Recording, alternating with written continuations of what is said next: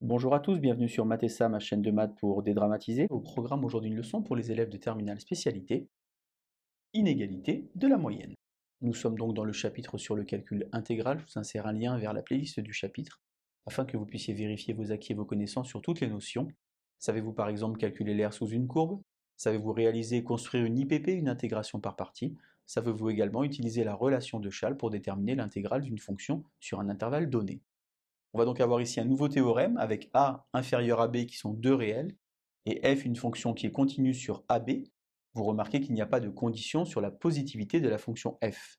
On définit alors deux nombres petit m et grand M qui vérifient pour tout x qui appartient à ab que f de x est compris entre petit m et grand M.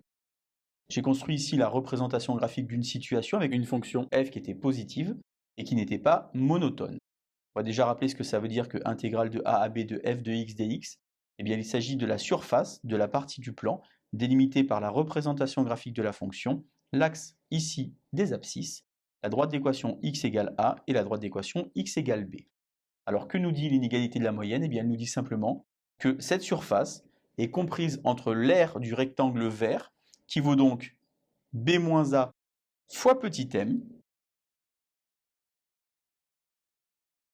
pour le minorant, et l'aire du rectangle rouge qui vaut donc grand M, B-A, pour le majorant. Alors pourquoi ça s'appelle l'inégalité de la moyenne? Bien, c'est assez simple à comprendre, il suffit de diviser ici par B-A, on obtient alors au milieu 1 sur B-A intégrale de a à b de f de x dx, qui porte un nom, ça s'appelle la valeur moyenne de la fonction f sur l'intervalle AB. Vous avez d'ailleurs une vidéo sur ce point. On va donc tenter d'appliquer sur l'exemple sur la partie droite, déterminer un encadrement de l'intégrale de 1 à 2 de e de moins x carré sur 2 dx. Alors la première remarque qui est fondamentale, c'est qu'on ne connaît pas en classe de terminale une primitive de e de moins x carré sur 2.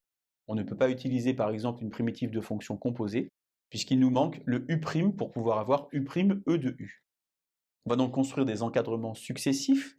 Pour tout x qui appartient à 1, 2, la fonction carré est une fonction qui est croissante chez les positifs. On va donc avoir ici 1, et ici 4. On va multiplier alors par moins 1,5. Je vous rappelle que lorsque vous multipliez des inégalités par un nombre négatif, il faut changer le sens de l'inégalité.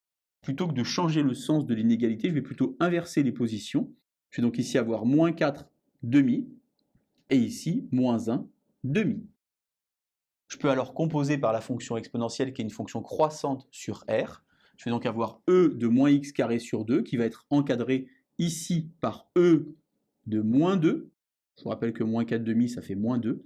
Et ici, e de moins 1 demi. Lorsque vous composez par une fonction croissante, vous ne changez pas le sens des inégalités. Je vais alors intégrer donc sur 1, 2 en utilisant finalement ce que j'ai noté ici. Puisque a vaut 1 et b vaut 2, eh bien 2 moins 1, ça fait 1. J'ai donc ici e de moins 2, intégrale de 1 à 2 de e de moins x carré sur 2 dx, et ici e de moins 1 demi. Je peux utiliser pour conclure mes connaissances sur les propriétés algébriques de la fonction exponentielle. E de moins 2, ça vaut 1 sur e carré, et e de moins 1 demi, ça vaut 1 sur racine de e. Je préfère l'écrire comme ça, car j'ai finalement encadré mon intégrale, ici par deux nombres, dont je sais qu'ils sont positifs. Je vous rappelle que la fonction e de moins x carré sur 2 est une fonction positive sur grand R, et l'intégrale d'une fonction positive est donc un nombre positif. J'ai au final réussi à encadrer mon intégrale. Je ne savais pas trouver de primitive de la fonction e de moins x carré sur 2.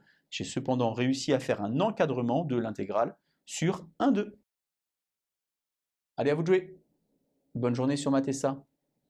À bientôt.